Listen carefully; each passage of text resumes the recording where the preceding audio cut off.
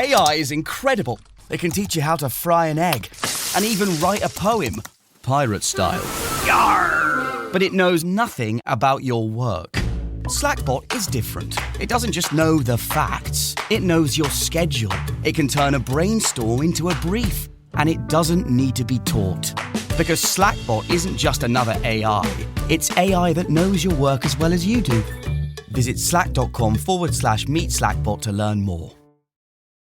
Kaylee Cuoco and Sam Claflin star in the MGM Plus original series, Vanished. When the man Alice loves disappears on a train to the south of France, every romantic memory becomes evidence.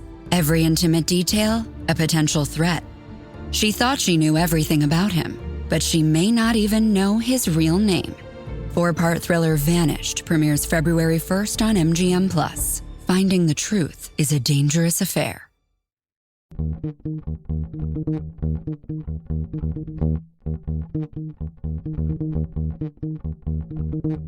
Hello, my name is Damon Friedman, co-founder and president of SOF Missions.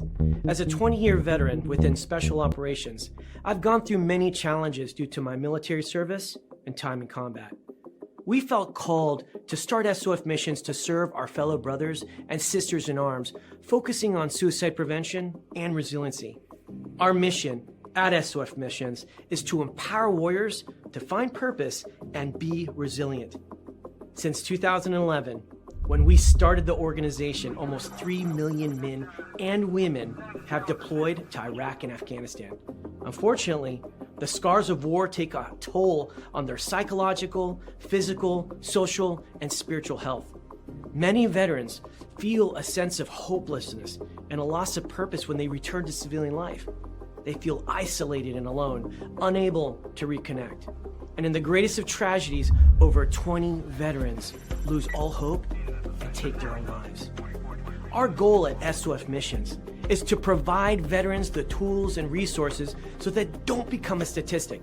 We offer a unique approach to combating veteran suicide through a whole health, intradisciplinary model. The Be Resilient program is a 4-pillar methodology that addresses the areas of psychological, physical, social, and spiritual wellness. We provide care through 3 delivery methods: medical clinics, retreats, and educational training. Since we started back in 2011, we have been able to reach veterans in all 50 states and have served over 3,000 veterans through the Be Resilient program. Being resilient is a multifaceted and complex issue. We know that to find a lasting solution, we have to address the whole warrior. Many challenges cannot be solved by providing the treatments and modalities of just one component, but by tackling them all. Now, we've expanded our services to include law enforcement and first responders. Together, we can make a lasting impact in the lives of warriors across the nation. To learn more, visit our website at sofmissions.org. For your post assignment, all units proceed to your post assignment.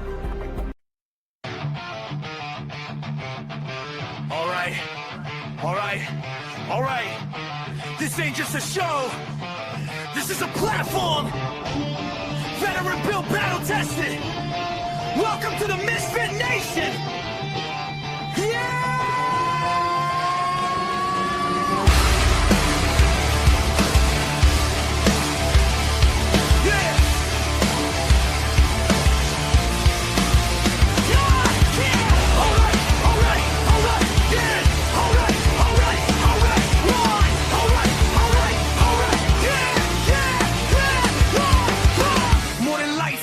In a room, built from boots on the ground, now we breaking the rules. 2 vets, 1 leader, painting the sound, turn scars into sermons, let them echo around. Authors with truth, musicians with fire, actors backstage chasing something higher.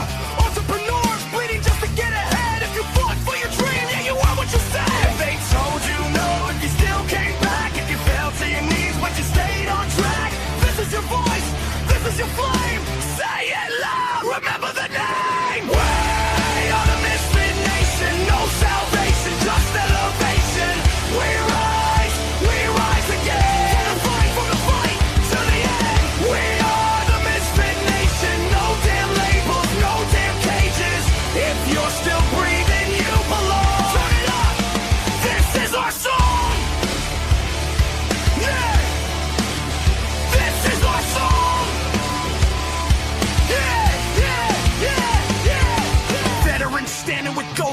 chest. First responders running in while the world second guess.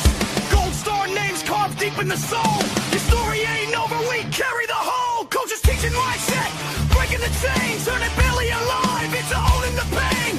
Truth over polish, scars on display. If it's real, let it bleed. That's the misstep play. If it's heavy right now, and the dark feels close. If it's heavy right now, and the dark feels close. If it's heavy right now, and the dark feels close. It's Aubrey right now, with more than you know. 9888, don't walk alone. Veterans press one, bring it home. Don't trade forever for tonight. You're still needed in this fight. We are the misfit nation, built from scars and dedication. We rise again. From the fire, from the fight to the end. We are the misfit nation. Every voice is fabrication. From the silence to the scream, we're strong. Welcome home, you belong. You belong. You belong. Oh wait, you.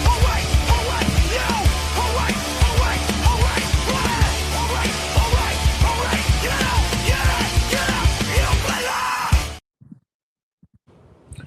Woo! All right. Ladies and gentlemen, lock it in and turn it up. Because this is not just another show. This is the ToosDay Crüe, where grit beats comfort. Where real conversations replace the noise, and where veterans, first responders, and everyday misfits come together to level up their lives. No scripts, no filters, no excuses. Just hard truth, hard laughs, and harder lessons learned the hard way, the long way. So wherever you're watching from, studio, squad bank, kitchen table, or the grind between goals, this is your reminder. You don't have to fit in to stand out. Now, tighten it up, lean in, and welcome the host who brings the fire every Tuesday. It's Cagney, it's Lacey, it's the ToosDay Crüe. And good evening. What's up, everybody? How Let you me ask doing you a this evening, question. Stephen? I'm good. Okay. Let me ask you a question. Okay, You remember the movie Smoking Bandit? I do. Fondly. Okay. Snowman's truck. My mind was blown. Did you ever notice it's a refrigerated truck with no gas tank under it? I did not. You know what? I usually pick up on things like that, and no, I didn't. I I'm found gonna have that to out. watch. My mind was blown. I'm gonna have to watch. I'm gonna have to watch the movie again, just just to see that there's no fuel tank underneath that reefer trailer. Yes, It's a refrigerated trailer with no fuel tank. maybe The it's little solar. things. Somebody posted that the other day, and I was like, my day is shot now. Mind blown. Yeah, it's terrible. The little things they miss. You never Yes, catch. yes, it is. Yes, it is. Hey, we got a great one coming up tonight, Stephen. Yes, we do. We are honored to welcome a man who's fought both on the battlefield and for the hearts of wounded warriors. Jeremy Stalnecker is a United States Marine Corps combat veteran, former infantry platoon commander. He was in Iraq. He's a pastor and CEO of the Mighty Oaks Foundation, one of the nation's leading organizations in helping veterans and their families heal from PTSD, trauma, and the unseen wounds of war. And there's a lot of them. And his life is a powerful example of how faith, brotherhood, and purpose can turn pain into hope and restore what combat tries to take from you. And, hats off to him. It's a powerful mission statement. It's a great mission, and I'm sure it's a rewarding mission. So without any further ado, let's get Jeremy in here. Good evening, Jeremy. Welcome to the show. Hey, good evening. Thank you. It's great to be with you guys. Got you. Appreciate it. Great to have you here. You got it. All right. Yeah, wonderful. We gave about the nickel version of your bio, and before we get started here, why don't you just start whenever you want to start and tell us your story. Tell us how you got here today. Yeah, well, I'll do it. I appreciate it, and man, I'm thankful for where I've come from and what God's brought me through. I guess I was raised in a great home, and I'm thankful for my family and for the home that I was raised in. My dad was actually a pastor, and it's funny looking back because I always tell people I knew growing up in a pastor's home that I did not want to be a pastor, had no desire to be in ministry. And that's part of the reason probably that I went into the Marine Corps. And I was commissioned out of college, and really for me was the fulfillment of a lifelong dream to be a United States Marine officer. I was an infantry officer, and that process, if anyone's familiar with, or for those that are familiar with the process of becoming a commissioned officer in the Marine Corps, it's a little bit different than the other services in that you're commissioned as an officer, but you don't get to select your MOS. Unless you're a pilot, you're going to get the MOS that they give to you. And I was one of those people that thought that all Marines were infantry Marines. I didn't realize there were other jobs. And so I wanted to do. And I was super thankful that that's the job that I was given, sent to Camp Pendleton. I deployed to Okinawa and some of the other normal deployments pre-war with the 1st Battalion, 5th Marines, and served as a rifle platoon commander. And then eventually, and a lot happened kind of in that time, but eventually in 2003, went to Kuwait with the 1st Marine Division. And in March of 2003, the division went into Iraq. A lot of folks remember that, of course, March 19th and 20th. The 1st Battalion, 5th Marines, our infantry battalion, was the 1st Marine Infantry Battalion into the country. And we secured the southern objective there on the border. 1st KIA of the war, Lieutenant Shane Childers was one of our guys. Made our way to Baghdad. And long story short, when we got to Baghdad, we then came home, eventually got back to Southern California, landed at March Air Reserve Base, and 30 days later, I was out of the Marine Corps. The thing I had never wanted to do, to be in ministry, is the thing that I was going to do. And I left the Marine Corps. Man, that transition from leading Marines in combat to serving at a church and going into ministry was a crazy transition. I had a lot of problems. Struggled in my marriage, struggled in my job, struggled in just about every area of my life until some good people stepped in and helped me and got me back on track. Eventually, I did pastor a church, got involved with the work that we do now at the beginning of the founding of the Mighty Oaks Foundation, and really saw the two parts of my life, military and ministry, come together. And now we serve veterans, service members, and first responders, and it's been amazing, and I'm very grateful for that path. It hasn't been without its ups and downs and hard times, of course, but God's been very good to us. Awesome. That is great. And I was just, I did a little bit of research, went through your website and everything, and some of the things that y'all are doing, and we're going to talk about a few of those, are just amazing. That's yeah, it's just amazing, some of the stuff that you do. Now, I take it you are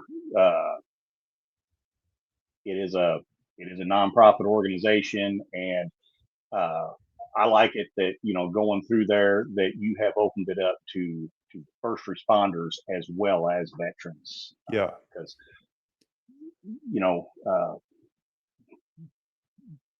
kind of go through what are some differences in dealing with first responders versus veterans. I know some see a lot of the same stuff, but I know that there are some differences. Yeah. So, it's interesting. We started in 2012, and it was myself, another Marine.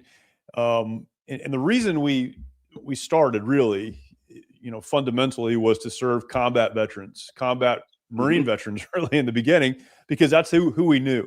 We came home, we struggled, we had the right people step into our lives. And yet in 2012, we had a lot of combat folks coming back from Iraq and Afghanistan. They got gotten the help that they could through the VA.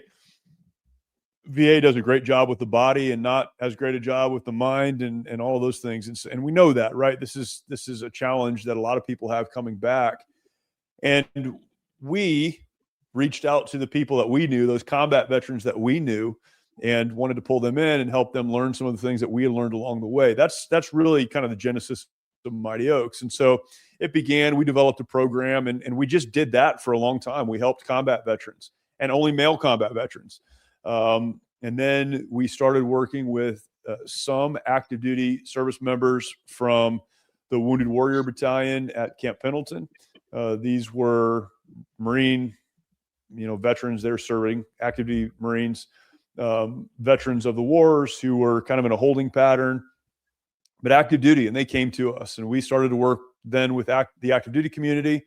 We had some Marine Corps leadership come to us and say, you do a great program for Marines, for men, but no programs for female Marines. Would you start a women's program? And so we did. We started a women's program, and we started working with not only male Marines, but female Marines, and then started working with other services. And all of this is happening kind of organically. And it was really just us learning and figuring it out as we went, and helping people and getting feedback and developing a program that was effective to really get to the heart of many of the challenges of men and women who were serving. So all of that said, we're working with the military services, had no thought of ever working with the first responder community. And then we had a first responder reach out to us who was part of the national response team. He was at Ground Zero on September 11th. I think he got there actually September 12th. And really struggled and didn't have anywhere to go. And so we said, look, we only do programs for veterans and service members, but we'd be happy for you to come and attend. I don't know if it's going to work, if you're going to get anything out of it, but we'd be happy for you to come and attend. And he did. And during the week that he was with us, the bond between him as someone who wasn't a service member, but served he was both police and fire at one time in his life. The bond that happened between him as a first responder and those veterans that were there was incredible. We saw this healing take place in his life. And what we realized, I think, in real time was that the cause of the trauma may be different. The cause of those challenges that those men and women are dealing with may be different. They came from a different place, but the path forward is the same.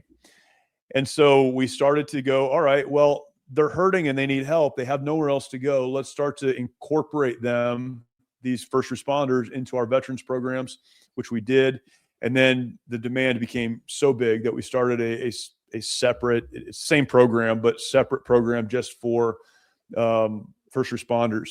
There are some differences. And I think the major difference is that when you've served in a combat environment, even if you have multiple deployments, you've served in a combat environment, a traumatic event takes place, whatever that is. It could be the loss of the folks that you serve with. It can be something that happens to you personally. It can be any number of things. You have that trauma that happens, but it happens 12,000 miles away. And then you come home, and that traumatic event is something that happened over there. You now have space and time separating you from that event, and you can hopefully process and work through that. If you're a working first responder, you deal with something in the morning, you put on a clean uniform in the afternoon, and you go back to work. When the day's over, you go home, you spend time with your family, with your children, and you get up the next day and do it again. And so the way I've heard it described is the difference between that acute trauma of combat and then the slow drip of trauma that those in the first responder community deal with. And so they're taking that trauma and they're putting it in their pack day after day for 30 years, never dealing with it, never addressing it. And then their time in service, their time in uniform ends. And now all of a sudden they have to address it. And so I think that's the major difference, is just the reality that those in the first responder community are dealing with these crazy situations and then getting up day after day after day and doing it over and over again. Yeah, and I can understand. You talk about the veterans have their trauma overseas and they come home and everything. I can imagine, and Yeah. this just came to me that a first responder, say that you respond to just an awful fire or whatever you're doing, and you end up having to pass that place every day on your way to work. Or and I can imagine Sure. that would Sure. probably trigger stuff back and forth. Yeah, it's I had a conversation with a firefighter a couple of years ago, and he was describing this to me, and he said it's crazy. He said, I went out on a call where it was a vehicle accident. Everyone in the car died. There was a little girl who died, and her body was on the asphalt. We had to get her up. We had to clean that up. That same day, we had a community pancake breakfast. So we had to go back to the firehouse after that event, change our uniforms, put on a clean uniform, and go out and do a pancake breakfast. There's just never that moment where they are able to address what most people will never have to deal with one time in their life, and they're doing it over and over and over again. Yeah, that's wow. Yeah. Yeah, that So basically, it comes down to whether it happens across the ocean or right in your backyard. It was run free right here forever, and you just have to learn how to deal and get that out of your system and try to straighten your life out. It doesn't matter where it happens. It's living right here. And that's right. And to that, we, in the beginning, I mentioned we were working with combat veterans, so we're dealing with these combat issues. But what we have discovered over the years, and to your point, is that a lot of what men and women who've served will call issues related to combat, we find out as we're talking to them that they were traumatized as children. They were traumatized at some other point in their life. It's crazy, and people have a hard time believing this when I say it, but about 70% of the men that attend our programs were sexually assaulted as children. About 70% sexually assaulted as children. Wow. And so, yeah, it is. It's not really always a question of where it happens, because it's in your heart and your mind that you have to learn how to address, whether it happened as a child and you took it into your military service, or you're dealing with it as a first responder every day, or it was a combat trauma situation. Whatever the case, I say this all the time, you're going to deal with it now, or you're going to deal with it later, but at some point you will deal with the trauma that you've been through. Yeah, and it's just like everything else. If you leave it to fester, it's only going to get worse. That's right. Yeah, that's right.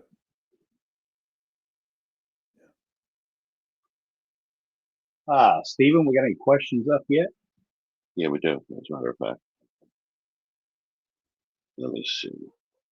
Come on, there we go. At Banner Sucks 9 wants to know, or is stating, Lacey mentioned 2 groups you work with. I see you have expanded to spouses and foreign military vets as well. What made you run towards that objective? Yeah, great question. Banner Sucks. Yeah, great question. So I'll address the spouses first. I was in the Marine Corps. I'm married. I had 2 little kids when I was gone, and so many of the folks that we work with are married. They have a spouse, and the issues, the challenges that the veteran or the service member are dealing with are not isolated with them. Their spouse, their families are also dealing with whatever trauma they've experienced. One of the things that happens often is that a spouse will take on kind of that role of caregiver. And so in the process of caring for their loved one, they lose themselves, they lose their identity, their understanding of who they are, their purpose, and those things that we would talk about with the veteran. The caregiver, the spouse, is also struggling with those things. And so understanding and acknowledging that those who are dealing with trauma, that trauma extends to their family, we started to include or open the door for spouses of veterans, service members, and first responders, inviting them to come to spend the week with us. They go through the exact same course. It's not different. They're included in what's happening. So if the husband is the spouse, he's in the men's program. If the wife is the spouse, she's in the women's program. And it's been really neat to watch. It's been, I think, very healing for a lot of folks. One, because they're maybe hearing about the trauma and where it comes from, and understanding that other people are going through that and dealing with it. But they're also learning how to heal personally from kind of the secondary trauma, if you will, that they've dealt with their own family member. And so that's been an area of great growth for us and opportunity. With the foreign military, this is something that we never saw coming. We learned how to do what we do. And again, it was trial and error. It was a lot of work and a lot of people speaking into it, developed a curriculum, developed a program, and all the things that we do. And we started to have chaplains primarily at first from other militaries reach out to us and ask if we would help teach them how to serve the folks that they're working with. And so we started to do that kind of on a small scale, and then it's really grown so that we have teams of folks we'll send to, we've been in Europe, we've been in South America, we've been in a number of places, working with the chaplaincy or working with the command leadership to help them know how to walk through some of these trauma issues with their own folks. It's interesting, we don't always think about this, but in the United States, we have a lot of resources pushed toward leadership and folks that are trying to grapple with these issues. And in a lot of other places, they're not. And so we've been able to step into that gap. So, yeah, great questions. Now, so you're global. Right. And that's awesome. But so you're a soldier or a Marine, sailor, airman, and we contact you that, hey, I want to get into one of your programs. How's that look? Yeah, well, so we've been blessed with some great partnerships. We cover the cost of the program, so there's no financial cost to the program. We cover the cost of travel to get to the program, so the only thing you have to do is give up your time, and we take care of all of the other, even the logistics and the planning. We do all of that. Our program is 5 days long. It's held at one of 5 locations across the country. We have 5 ranches across the country. And again, we'll bring you to those locations.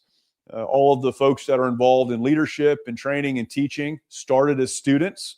And so it's very much a peer-to-peer environment. They're teaching classes, but they're teaching it from the position of, I know where you are. I've been there. I've struggled the same way you've struggled. And I'm working this out. I'm moving forward, and I want to take you with me. And so it creates this environment that tears down those walls of, mistrust and you don't know where I've been. And so it's a great environment. And so if someone wants to attend, a veteran, a service member, a first responder, or a spouse, they go to our website. There's a big apply button. They go ahead and apply. And then our team reaches out to them and figures out, where and when and all the details related to it. But it's very, very simple. Years ago, we made the decision to do everything we possibly could to prevent any obstacle for those who are in need of healing and help to get that healing and help. And so we do as much as we can to make it as easy as possible. Okay. Awesome. Yes, sir. We have more rolling in. Here's the next one. From Kells and Jim, they want to know, you've led Marines in combat, now lead men and women through their healing. What broke you before anything began to heal? Man. Yeah. So, yeah. I didn't know I was coming for that question. Yeah. So you got it though. No, and it's a great question. And really, so the premise of what we do at Mighty Oaks is we would say it's very testimonial. It's all from that position, right? It's let me share with you what's happened in my life so that I can hopefully give you the hope that you can heal as well. I mentioned that I came home from Iraq I was leading Marines in combat. It's the only thing I had ever wanted to do, and I did it. I was so grateful for it. I had already put in my paperwork to get out. So we were stop loss for a short time because it was the beginning of the war. I didn't know how all that was going to work out, but I knew when I got out, I'd be out, or when we got back, I'd be out. So we came home, landed at March Air Force Base. 30 days later, I had processed out of the Marine Corps. I was off active duty and started working at a church. It was the church that we had been attending. And I don't have a Bible degree. I don't have a seminary degree or anything like that. But the pastor of the church, who was our pastor, said, I need someone who can lead. We got a lot of projects, and I need someone who can do a lot of that. And so would you come and do that? I'm like, yeah, that'd be great. It seemed like a good place for our family. I'd been married for a couple of years. We had 2 little kids. So on the surface, it all seemed like a perfect situation. But I had been leading Marines in combat, and now a month later, I'm working with church volunteers. And I'm trying to do these things that seemed in the scope of what I had been a part of so unimportant. It seemed so unimportant. And I started to say things like, these people here don't know what it's like to be me. They don't know what I've done or what I've experienced. They don't know where I've been. And I first became really frustrated just with the environment and all the rest of it.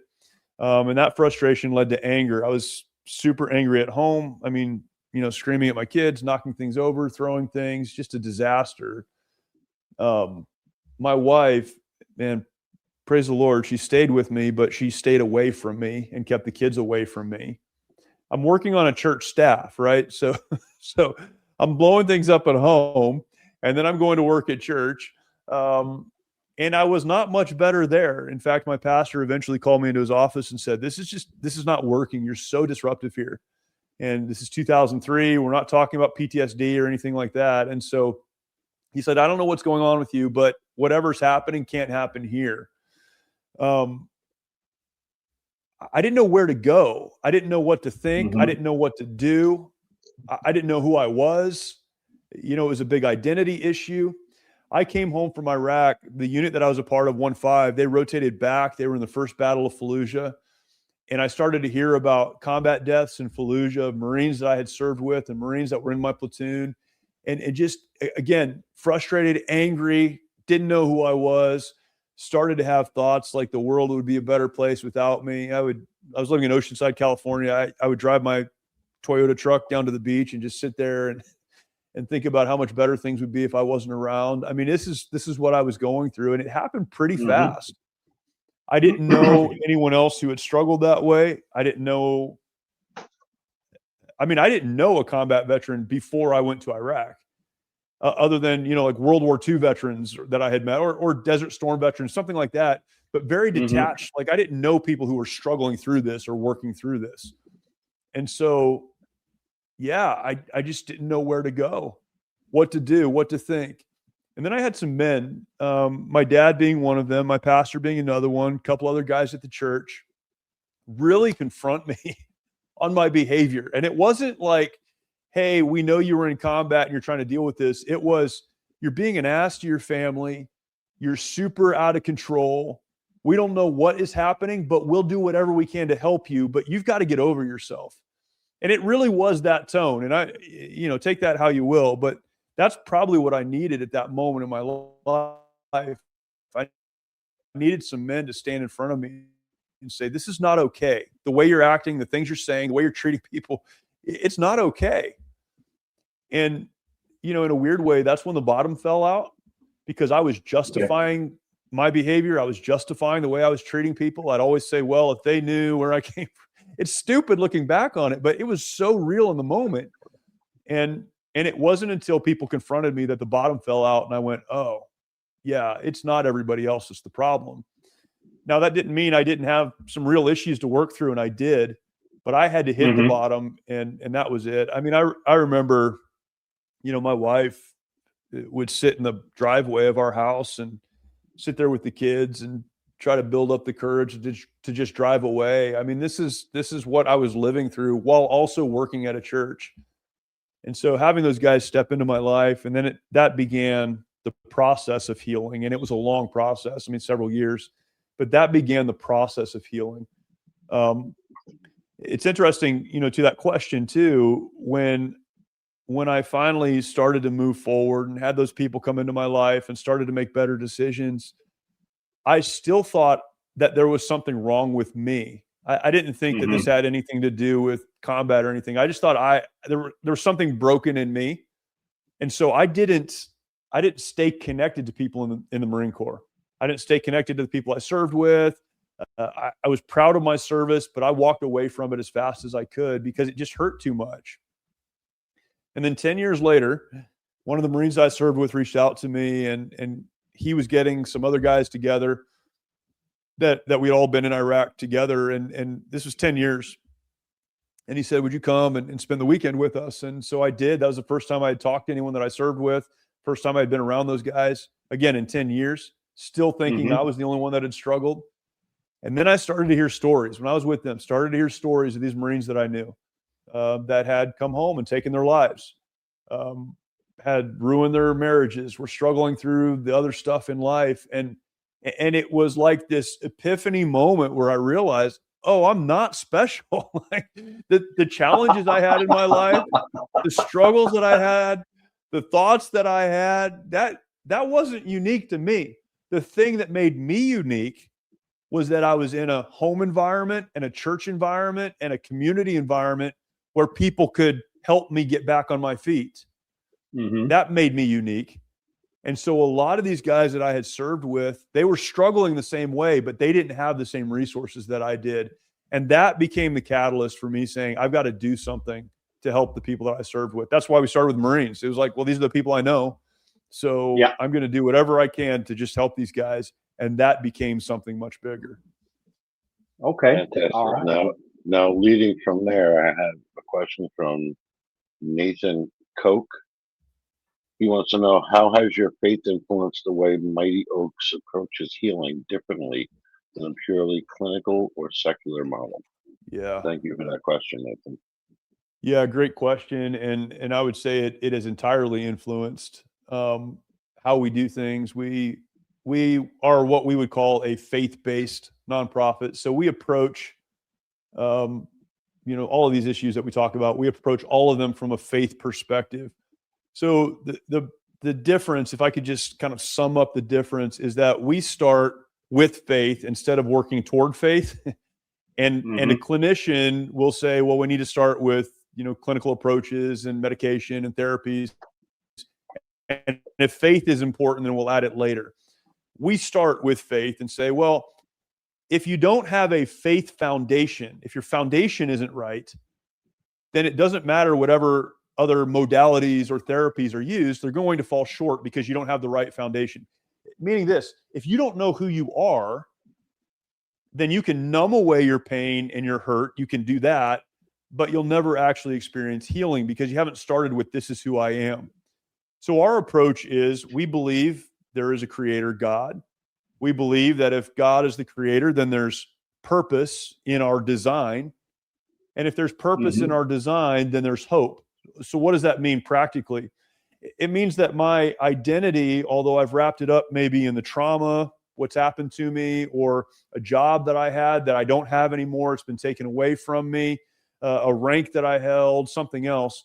Although I once found my identity in those things that have been taken away, when I look at this from a faith perspective, I realize my identity should be wrapped up in who God made me to be, and that doesn't change.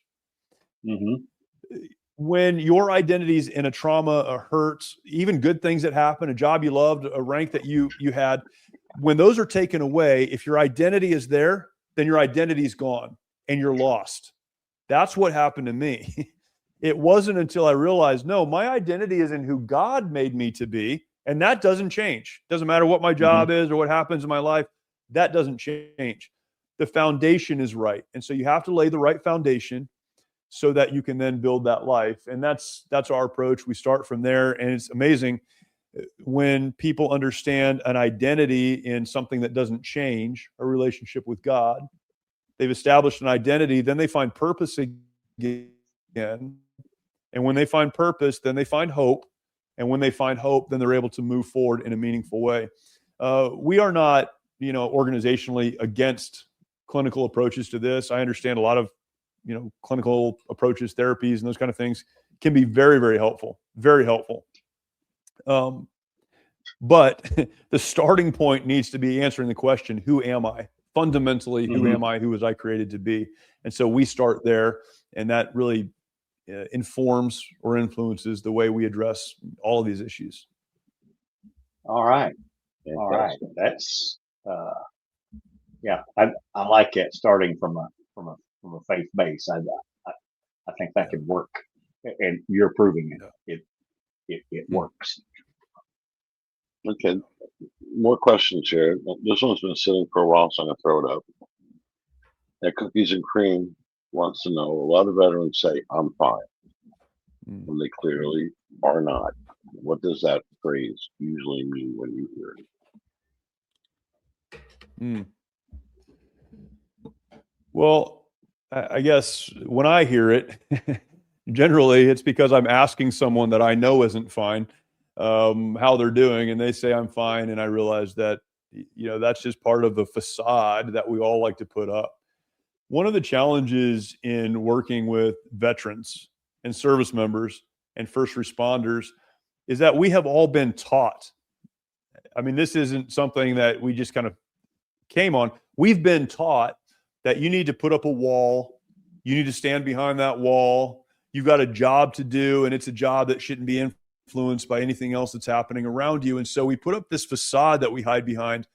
And the problem is we take it then into the rest of our lives. And so when people say, I'm fine, I think most of the time what they're trying to do is say, I don't need your help, or I'm not interested in getting help, or you wouldn't understand even if I told you. So it depends on who's asking the question, and I guess who's answering the question.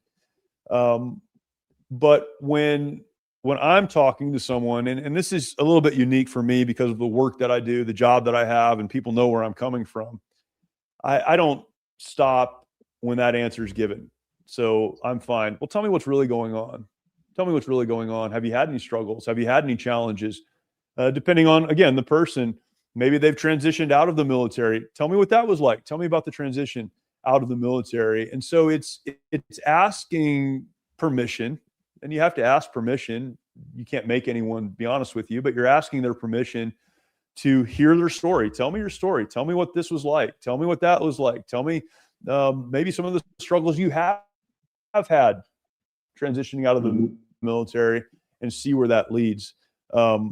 This is why the environment that we create in our programs is a peer-to-peer environment. This isn't right, but this is how it is. It's not right for someone who's been in the military or as a first responder to look at a clinician or look at a faith leader, a pastor, or someone else and say, well, since you haven't been in the military, you can't help me. It's not right that happens, but it does happen. And so what we try to do is create this environment where everyone in the room has a similar background. So when you're in that environment and someone says, what's going on, you can say, I'm fine, but no one's going to believe that you're fine because they all know where you're coming from. They've all been in the same place. That wall has been torn down, and it creates this trust, which leads to transparency. And it's a process. It's a process for sure. But that is, I think, the power in having people with similar backgrounds get together and work together and encourage each other, because it immediately leads to this buy-in. I mean, the three of us, we just met, right? But because we have a similar background, we didn't serve in the same places or in the same way necessarily, but we've all got this background of service. There's a common ground, and there's common language, and there's a common conversation that we can have because of that. And it just removes so much of the I'm fine language from trying to really help someone. I know that was a wandering answer, but it is tough, and you have to have buy-in, and often that comes from shared experience. Okay, and I want noted for the record, I have not made fun of you for being a Marine yet. You know, I've heard it said that whether you were a Marine or you were in the Navy or in the Air Force, you were in the Army, we all have one thing in common. And the one thing is we all wanted to be Marines, but some of us couldn't make it. So I get it. I mean, if you can't, you know, that's fine. Touche. And we all do the best we can with the gifts God's given us. And some of us are able to be Marines with that. Yes. Did you feel that poke, Jake? That was pretty. Oh yeah, I felt the poke. I felt the poke. I enjoyed that myself watching that. Oh man, these questions are rolling in this evening. And in the chat, Frank just said, "Give that man a box of crayons." There you go. That's all you guys have is the crayon joke. Well, yeah. We got more, but we're live and this is a family oriented show, so right. We'll talk later. Yeah. Hang out after we drop off. All right, we have one or two more questions here. Let's throw one at you. All right. Selective Service Kid wants to know, I see on your website it mentioned resilient speakers. Are these in-house speakers, or you bring in other amazing people as well? That's a good question. Another great question. We always or have and probably always will use I guess it'd be called in-house. These are people that work for us or that have been a part of our program, and they speak on resilience, but they speak on, you know, the topic would be spiritual resilience or spiritual resiliency. We have the opportunity because of people that have come through the program and learned in the context of our program how to communicate what it is to be spiritually resilient, how to get back up when you get knocked down, what that means and what that looks like, what qualities or characteristics need to be put in prior to getting knocked down. And so much of our resiliency speaking is speaking to active duty service members, speaking at police departments, fire departments, to men and women, hopefully before they've struggled, so that we can prepare them so that when they do, they're able to get back up. And that's become a huge area for us. The military in particular, well, that's not true. The fire departments and police departments are constantly reaching out to us, but the military in a big way, constantly looking for folks that can help prepare their, you know, airmen, soldiers, sailors, Marines, to go and do the job they're being called to do and do it well. The suicide issue is a big issue. It's one that hasn't gone away. It's only gotten worse. And so the opportunity to speak on resilience is it's a huge opportunity for us. That was a really long answer to a very simple question. In-house, although we're connected to a lot of great speakers as well, and through conferences and other opportunities, we'll often speak with a lot of other people from a lot of other places.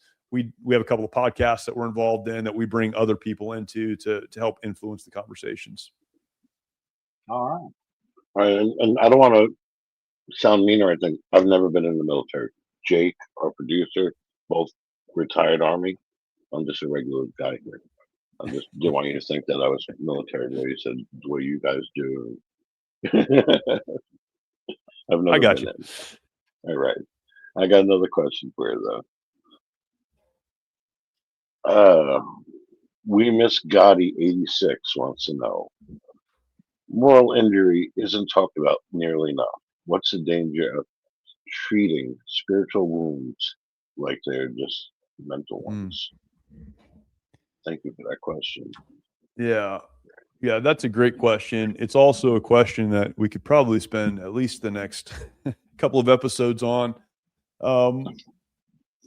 You know, we would say it this way, and this is how we try to communicate this, and particularly when we talk about moral injury. So, you know, a moral injury, or that term moral injury, it speaks to something which violates held moral beliefs. So we believe in right and wrong, and we are involved in something that violates our belief in what is right, or we're doing something that we have believed is wrong. I've heard it put this way, and this is helpful to me, that trauma is something that's happened to you. Moral injury is something that you've happened to. So trauma is something you can't control. It impacts you from somewhere else. Moral injury often comes from, things that you get involved in that violate those held moral beliefs or principles. An example that comes to mind is when we were in Baghdad, a number of firefights there, and it was a crazy, crazy time. The Battle of Baghdad on April 10th was our battalion, and so we rolled into the city dealing with enemy fighters, but we're in the middle of a city the size of Los Angeles, and so you've got people who are trying to get out of the way. You've got a lot of things happening. One checkpoint I was standing at, and we had a machine gun position set up. There was a vehicle that was rolling toward us, and it wouldn't stop. And we were there, and we had been there a long time, and it wouldn't stop. So I told that machine gun, open fire, stop it. It did. Turns out it was a family, mom, dad, kids. And that, that would fall into that category of moral injury. It wasn't certainly something we wanted to do, but it was something we were involved in and something we did. And so, yeah, you can't treat a moral injury, or what we would call a spiritual wound, as though it's something clinical.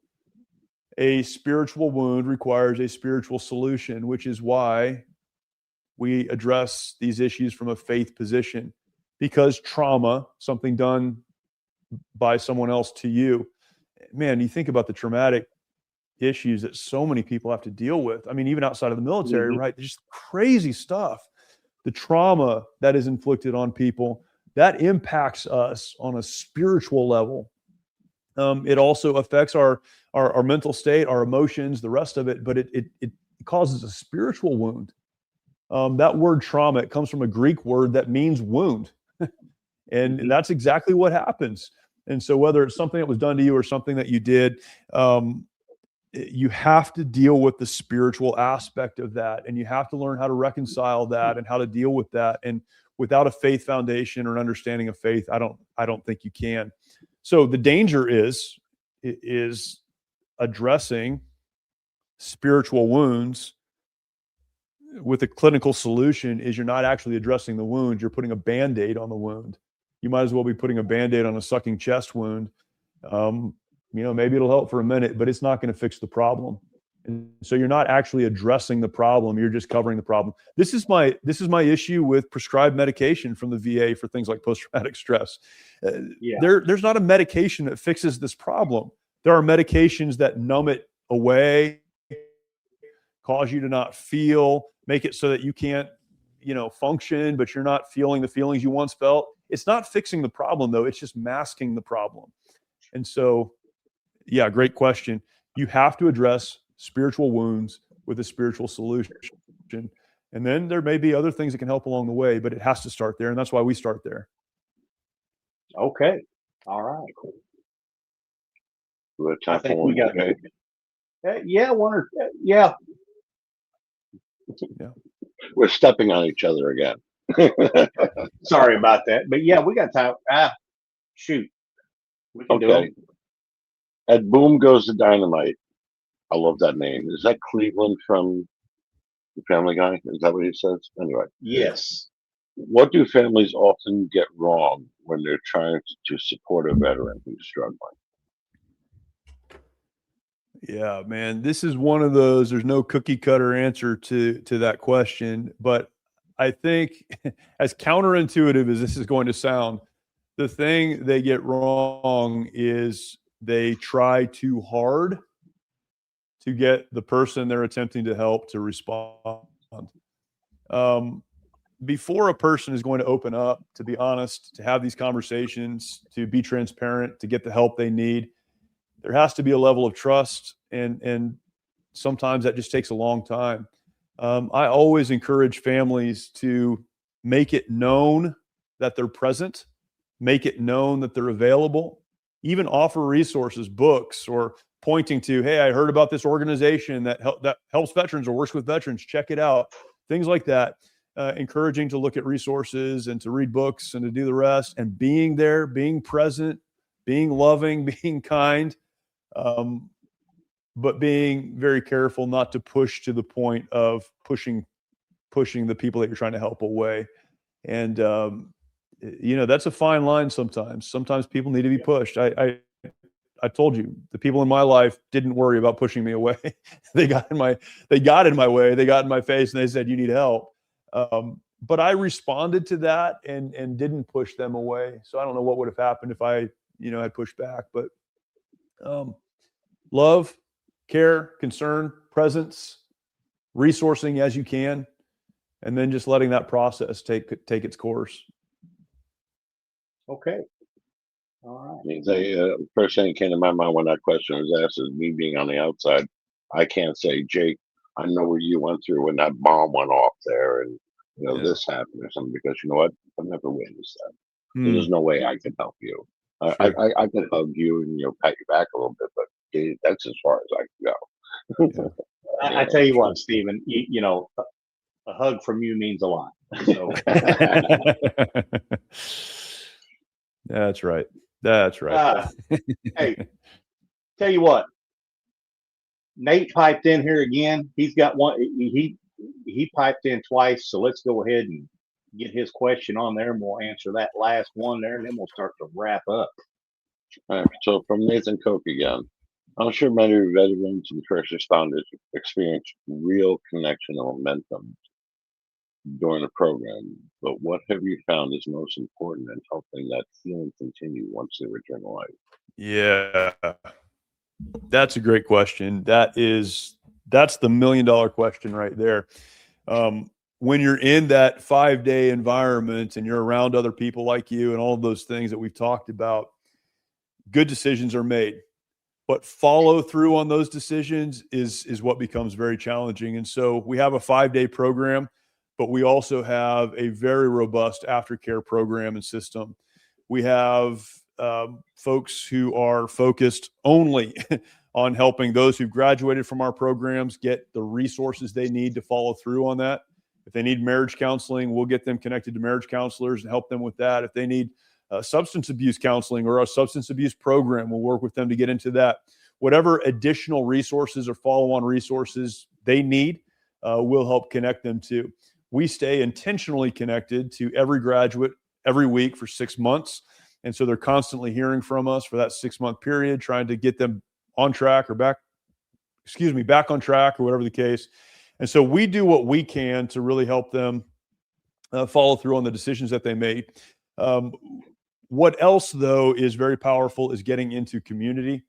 We'll tell every graduate, you need to find a church community.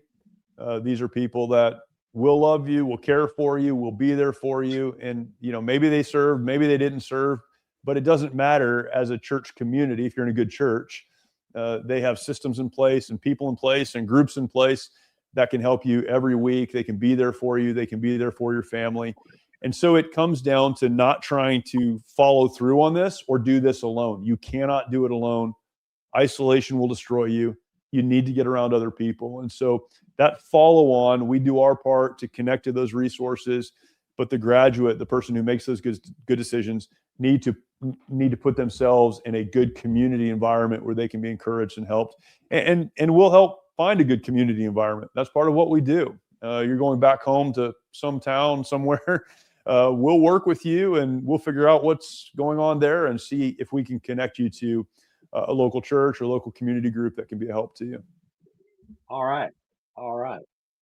Well, hey, Jeremy, this has been a great show. We got a few more things here before we wrap up. Folks, if you're listening out there tonight, we've got the website running across the banner across the bottom. It is www.mightyoaksprograms.org. Hey, if you're out there, you're a veteran, you're a first responder, you're a spouse of a veteran, spouse of a first responder, and you need help, reach out. The help is there. And also you go on their website. It tells all about them, tells about their programs. You want to buy some swag. They got some great looking swag. And also they've got a button to donate. And if you feel like giving back and giving to veterans and first responders, I highly recommend giving to this program. So thank you very much. Nathan Koch says, great guest, gents. Keep up the good fight, Jeremy. Great cause and an awesome way to spread the wonderful power and healing of the gospel. Thank you, Nathan. All right. Before we wrap up, we've got a question for you, and this here might be the toughest one you have to answer yet this evening. I don't know. I got him before with the other question. What are 3 things that Jeremy has to do every day that are non-negotiable? Oh, man. Have to do 3 things. I don't know if there are 3 non-negotiables every day. Wow. Well, I could give the spiritual answer and say, pray and read my Bible. That's 2 things, I guess. But okay. I'll tell you what, I'll give you 2 for that. All right. I'll try to have a devotional time every day. So you could call that one thing if you want to.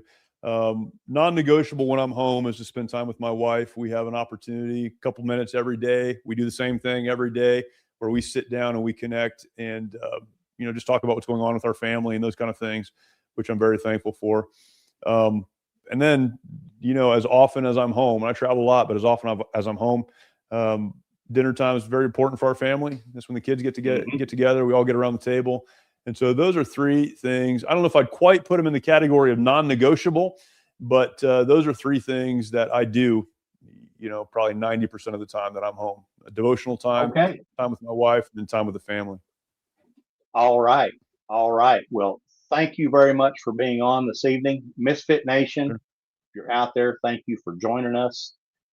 And if you're out there, you're seeing the darkness, and you don't think that you want to be here tomorrow, get on that telephone, pick it up, dial 988, take option 1 if you're a veteran, and somebody will get you the help that you need. And as always, if you don't want to call them, get in touch with us at info@themisfitnation.com, Steven@themisfitnation.com, or Jake@themisfitnation.com.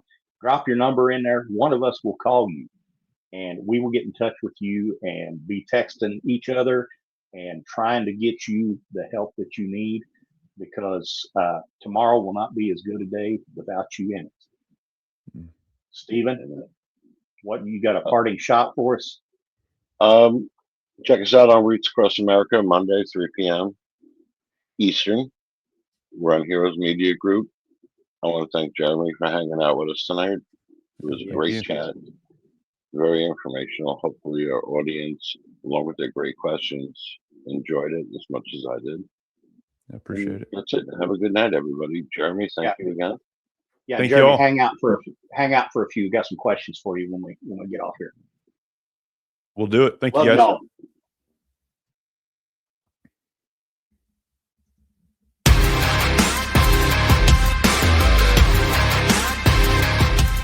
Thanks for checking us out and being a part of the Misfit Nation show. Don't forget to visit our website at themisfitnation.com. That's themisfitnation.com. Check out all our past episodes and get some of the great Misfit Nation gear for you and your family. As always, be humble, stay hungry, and keep hustling, because we are Misfit Nation. Misfit Nation.